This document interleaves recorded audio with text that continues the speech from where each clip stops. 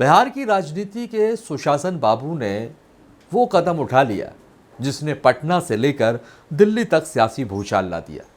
नीतीश कुमार ने आधिकारिक तौर पर राज्यसभा के लिए अपना नामांकन भर दिया है।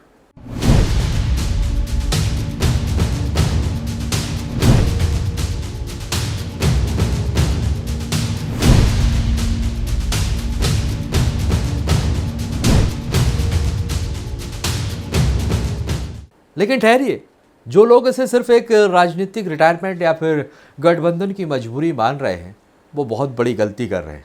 नीतीश कुमार दिल्ली क्यों जा रहे हैं, इसका जवाब राजनीति के पन्नों में नहीं बल्कि सितारों और ग्रहों की चाल में छिपा हुआ है।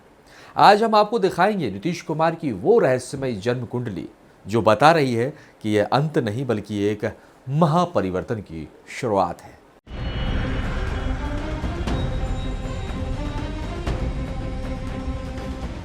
राजनीतिक विश्लेषक भले ही कुछ भी कहें, लेकिन जरा इस कुंडली को देखिए। 1 मार्च 1951 को दोपहर करीब 1:30 पर बख्तियारपुर में जन्मे नीतीश कुमार की कुंडली मिथुन लग्न की है और इनकी कुंडली का सबसे ताकतवर हिस्सा है इनका 9वां भाव, यानी कि भाग स्थान।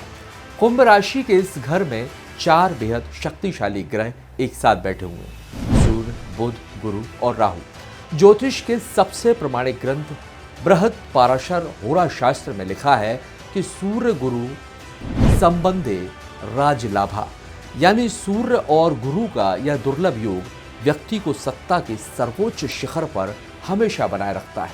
और यही वो चतुर्ग्रही योग है जिसने नीतीश कुमार को दशकों तक बिहार का बेताज बादशाह बनाए रखा। स्वास्थ्य की अटकलों के बावजूद उनका सिक्का चलता रहा, क्योंकि उनका भाग्य उनके विरोधियों की चालों से कई गुना ज्यादा बलवान है। केंद्रीय गृह मंत्री अमित शाह ने उनका स्वागत करते हुए कहा कि नीतीश जी अब राष्ट्रीय राजनीति में आ रहे हैं, लेकिन क्या ये फैसला नीतीश कुमार ने लिया है? नहीं, ये फैसला लिया है राहु ने। नीतीश कुमार इस समय राहु की महादशा से गुजर रहे हैं, जो 2011 से शुरू हुई और 2029 तक चलेगी। फल दीपिका कहती है, राहु जन समूह प्रतिष्ठा ददाती। राहु अप्रत्याशित बदलावों का स्वामी है। राहु वो ग्रह है जो व्यक्ति को सीधे रास्ते से नहीं बल्कि शतरंज की तरह टेढ़ी चाल चलकर सत्ता के केंद्र में ले जाता है। प्रत्यक्ष सत्ता छोड़कर रणनीतिकार की भूमिका में दिल्ली आना, ये राहु का ही मास्टर स्ट्रोक है।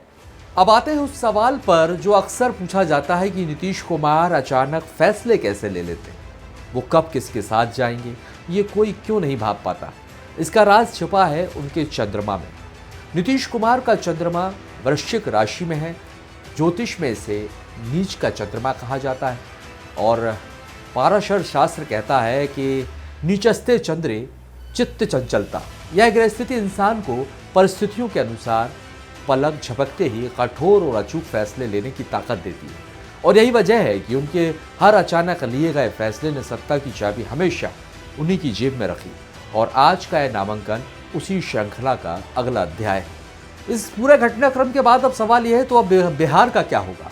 ग्रहों की चाल साफ इशारा कर रही है कि जब नवंबर 2025 में इस सरकार ने शपथ ली थी, तब मकर लग्न था और 11वें भाव में ग्रहों का जमावड़ा था। इसका मतलब था कि भारी दबाव और खींचतान। लेकिन नीतीश के दिल्ली जाने से बिहार में नेतृत्व का एक नया चेहरा सामने आएगा।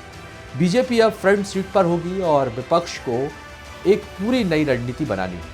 ज्योतिषीय गणनाओं के अनुसार 2027 में जब राहु की महादशा में सूर्य और शनि का प्रभाव सक्रिय होगा, तब बिहार एक बिल्कुल नई और अभूतपूर्व सत्ता संरचना देखेगा। तो लबोलवाब यह है कि कुर्सी भले ही बदल जाए, लेकिन सत्ता का रिमोट कंट्रोल और समीकरणों की चाबी उसी शख्स के पास रहेगी जिसके सितारे सत्ता के केंद्र में विराजमान है।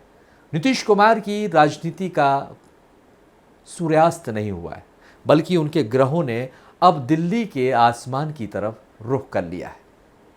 फिलहाल आपको यह हमारी खबर कैसी लगी, कमेंट्स कर ज़रूर बताइएगा। साथ ही हमारे चैनल श्री दिशा भक्ति को सब्सक्राइब करना ना भूलें। फिर मुलाकात होगी अगले वीडियो में, तब तक के लिए धन्यवाद।